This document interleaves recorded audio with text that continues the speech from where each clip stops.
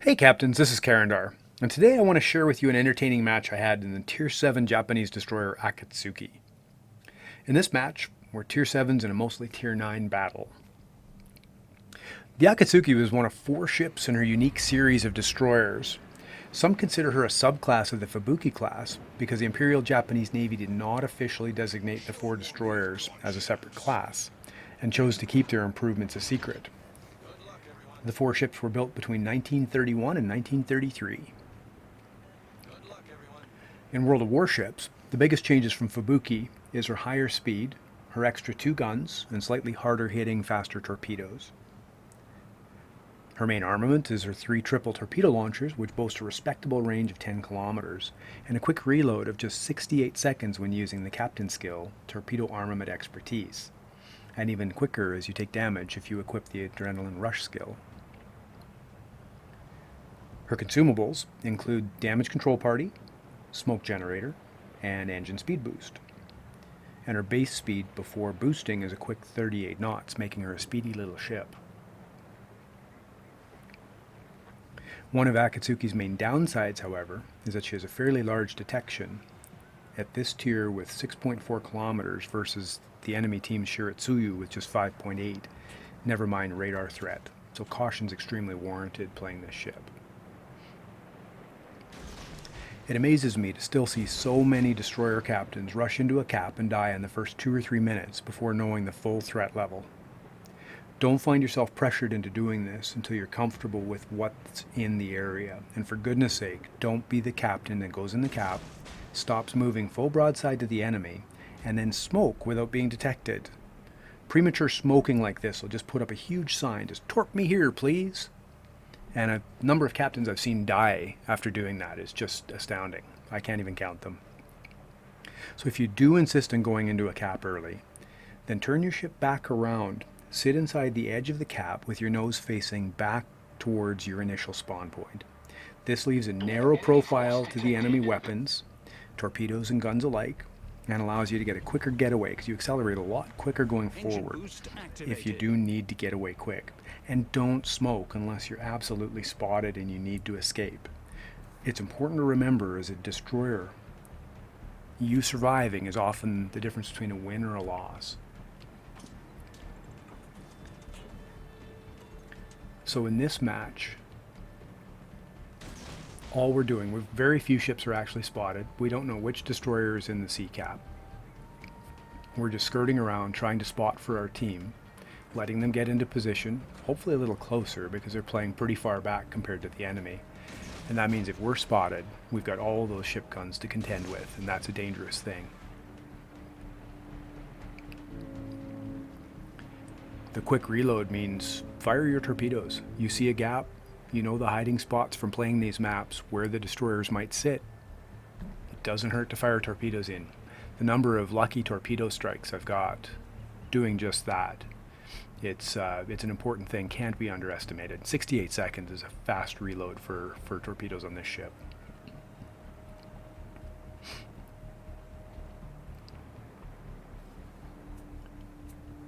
Requesting assistance. So we're just asking here for the team to actually come up and do a little supporting instead of way back at the back line.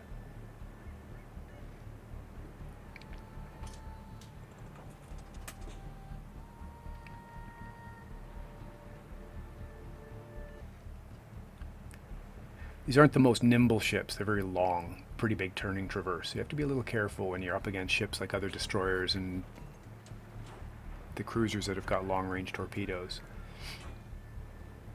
Awareness is pretty key. And here I think my division mate spotted the other Akatsuki, so I quickly fire off some torpedoes. Engine boost deactivated. Line up my guns because she doesn't see me yet. Note the volley, the damage here. Knocked out her engines, took almost half her hull with a single volley. The Japanese guns, just insane, first blood. Akatsuki, like all Japanese destroyer torpedo boat guns, should not be underestimated. Each high explosive round can hit for 2150 damage, giving them extremely strong damage per volley potential. Where they do fall down, where they disappoint, is their glacially slow 26.1 second traverse speed. This makes close range fighting with other destroyers very dangerous, especially the gunboats. But you can dramatically help this traverse with expert marksman captain skill, and also equipping the underutilized, in my opinion, main battery mod 2 ship upgrade. What this does, it increases the turret traverse by 15% while penalizing your reload by 5%.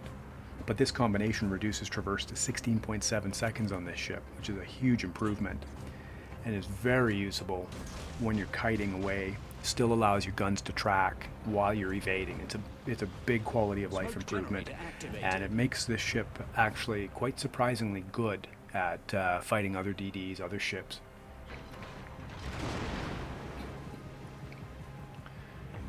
And here again, I'm worried about Mayoko torpedoes coming in, and this is something I can't express enough. Watch the mini-map. I made a huge error. Suddenly I'm prox spotted, going, what the heck? I didn't notice this destroyer. It had been spotted earlier. And here, see the gun turret traverse, how quick I got it around? Big volley, took a bunch of damage. I'm trying to evade. One more set of volleys, and there it is. Die hard. It's the first one in a destroyer I've ever earned.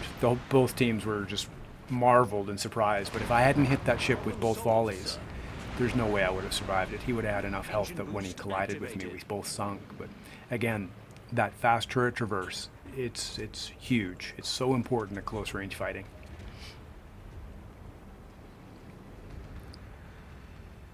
And the penalty on a ship like Akatsuki, the reload rate is 7.5 seconds for guns.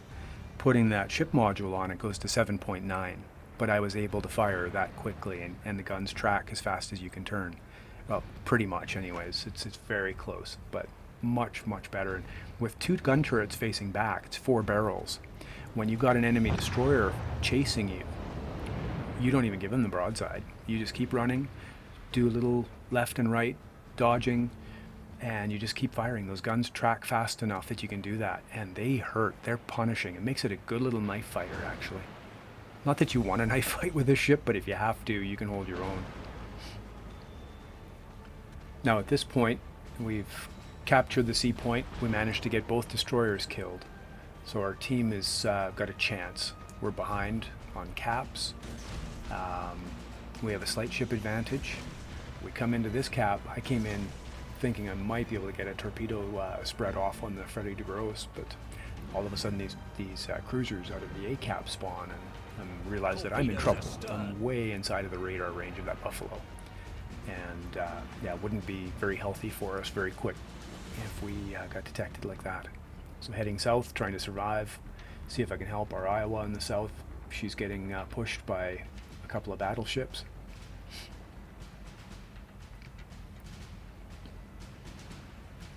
One thing with main battery mod 2, the ship upgrade, I recommend using that all the way up the Japanese destroyer line. The Russian destroyer line's pretty good because it's got a slow turret traverse, and any cruiser that's got a really slow turret traverse and you're pretty nimble, it allows you to fire a lot more often.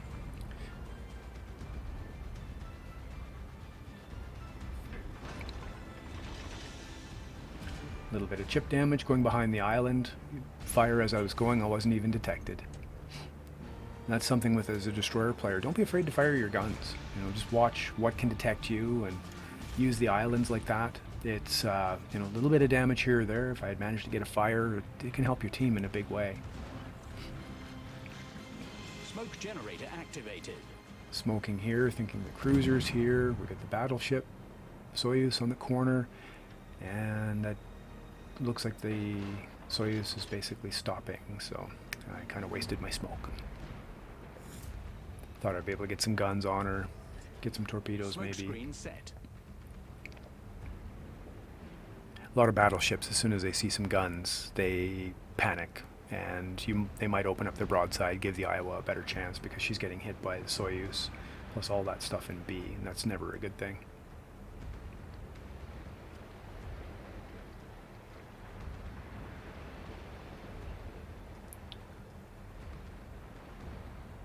So at this point, the enemy's down quite a few ships, but they've had 2 caps for so long, they're actually up on points. Our team's rallying, but they're still stuck in C cap.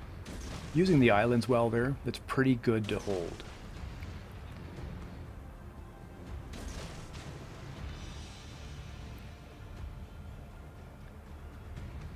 All stations, The 10-kilometer range on these torpedoes is very useful.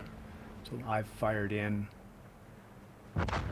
My teammate keeps firing as well. We just saturate the area, keep them honest. They can't sit in any one spot for any length of time. That makes their ships more vulnerable too, so maybe don't get hits as often as you would if you keep silent and stealthy, but sometimes you don't have a lot of choice. Try and help your team however you can. Engine boost activated. And again, go to the detection on this ship being so large, I couldn't go on the inside of this island. I would have been detected. There's one hit. 2 hits and the Buffalo's gone. No more radar. That opens up a lot more freedom for both of us destroyers.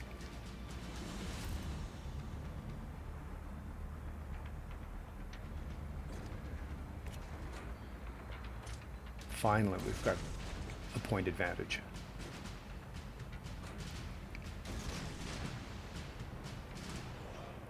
And this Soyuz has been backing up a big portion of the game.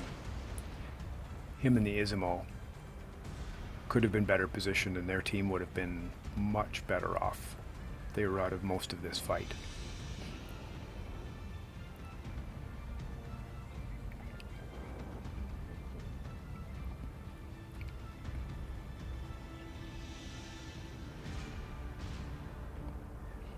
Akatsuki herself, she was lost in the naval battle of Guadalcanal in November of 1942. She was sunk by combined American cruiser and destroyer gunfire. And of the 4 ships in the series, only the Hibiki survived the war, and she was awarded to the Soviet Navy at the end of World War II as reparations. It's one thing I like about researching some of these ships. You get to see a little bit more of the history and what happened to them.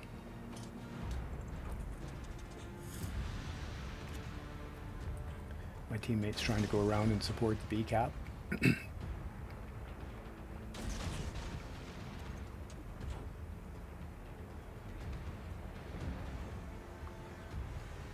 Cutting a dangerous knife edge on the edge of my range here. The closer you are when you can fire torpedoes, the higher the chances that you'll hit. But 6.4 kilometers, I was down to 6.5 there, but you just have to pay attention.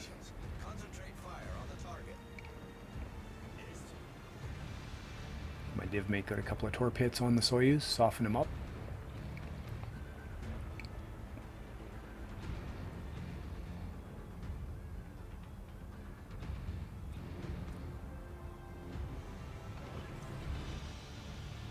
Smoke generator activated.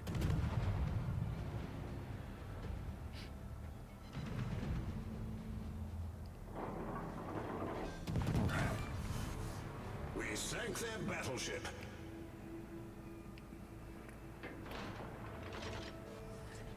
Smoke screen set. So Izumo's having a rough moment. He's got my div mate on one side, I'm coming in the other side.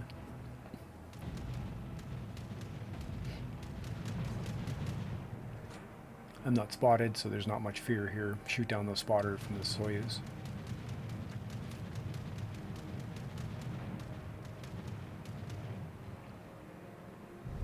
Victory is in sight. My div mate was making a very aggressive push. He said, I'm probably not going to survive this one, but we had the ship advantage pretty significantly at this point, so there's no risk of losing the game.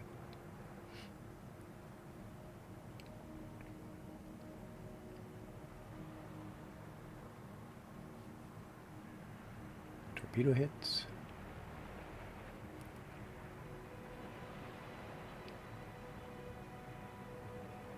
Launching his last 2 salvos. Big hits. And the Lion sneaks the kill. Good match. Die Hard. First blood. 4 kills. 69.5 in damage. Got a capture. Pretty good match. Not the most damage, but top of the list for both of us. As far as modules and captain skills.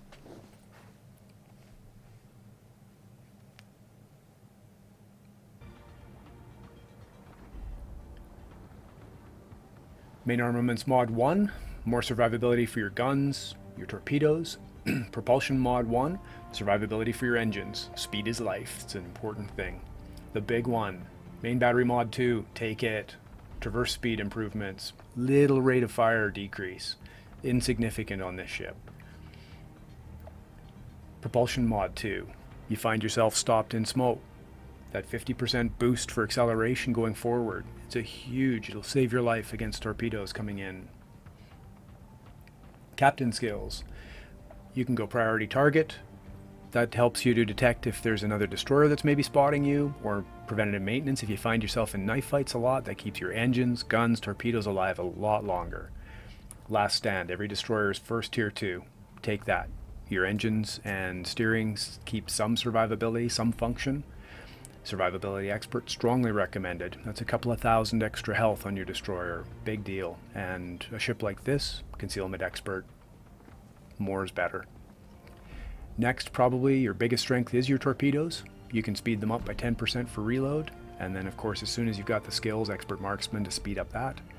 If you get into random battles, or ranked battles rather, radiolocation's a good one to find enemies. If you find yourself running out of consumables, superintendent's a really good one. Another good one, basic fire training. It can increase your rate of fire by 10%. That's 3/4 of a second. It also helps your AA a little bit. Not that the AA is very strong on this ship. But that's about it. I think that's it for this one, Captains. Thanks very much for watching. Like, subscribe, and until the next time, good hunting.